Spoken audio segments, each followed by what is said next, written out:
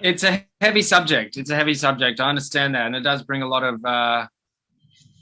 resistance. And it's funny. I was listening to Brené Brown. I thought I'd just top up on my vulnerability game because really, uh, if we're holding on to guilt and shame, then it's blocks to us being vulnerable. And as we've spoken before, if we are not able to be vulnerable, then we're going to be living in protection mode.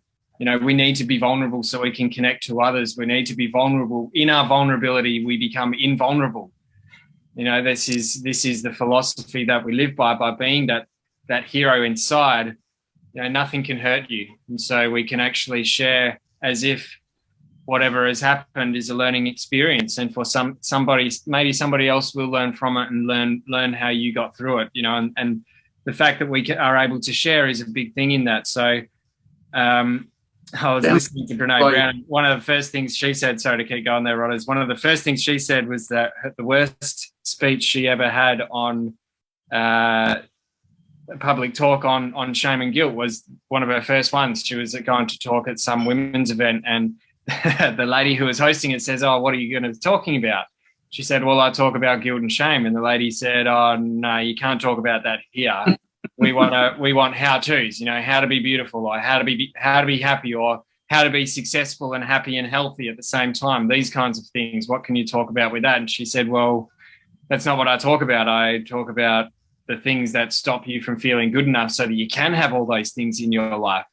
And she said, "No, we don't want that. People want light and breezy." And she reckons she's on these hand, light and breezy. And it's true. We want the light and the fluff, but sometimes we need to accept some of the things that have happened to us. Rodilicus and I have been talking about it, and it's featuring on our website now of, we got to know where you've been to know where you're going. Reflect and learn from your past so that you can plan and direct your life in a new path. And when we can do that without fear, without being scared of the things that, we may feel bad about what we did in the past, things that may come back to haunt us, or something that's just waiting around the corner to trip you up.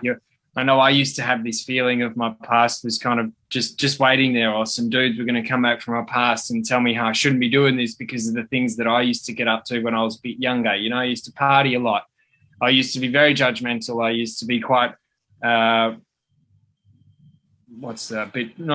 chauvinistic, but, very, I was not balanced between my masculine and feminine energies, and totally over-identified with the masculine. So a lot of that used to come back for me in terms of what I'm talking about now. It's like, how can you talk about that stuff when this is the life you used to live?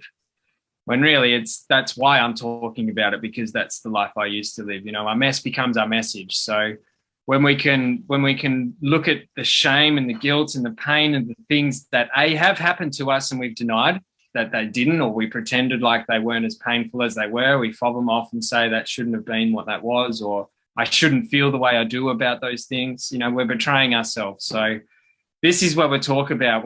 And it's something, it may bring up a lot, but at the end of the day, it's about reclaiming the most creative part of ourselves. And we can't have that if we've been shamed, or we are feeling shameful about things from our past. So it sounds like that's why it's so important to be vulnerable then. Correct. You can't have it without it. And the thing that Brené Brown talks about is that to be empathic, you have to feel shame.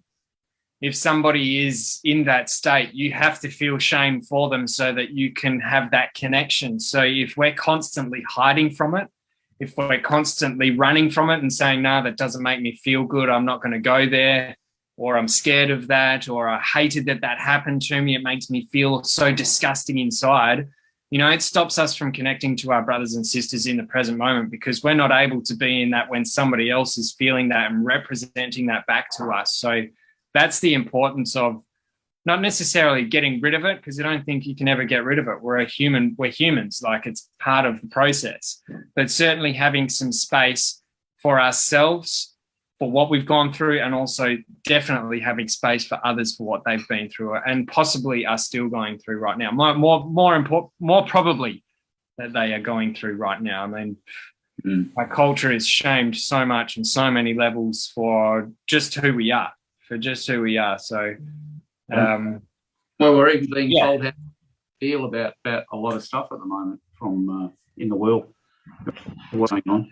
So we're being told you're not allowed to think that. If you do, you're shamed for even thinking of anything that's different to the narrative of what's going on. But it's interesting, isn't it? As we've talked about this, how it's almost like it's culminating in the shame and the guilt, the villain of that. When we look at the weeks that we've been doing before that, when we're hiding from all of the shame and we're actually operating from a place of guilt, that's when we actually start saying, "Oh, the Mr. Never, I'll never do that again," or "I'll never allow that to happen to me again." And then the Mr. Right, we were talking about always needing to be right and not wanting to be wrong, too scared to be wrong. So we have to be right. And that's the shame coming in as well in there. And then there's the rules that we make to actually be able to live with that shame and guilt. So, and all of that is just stinking thinking that we have.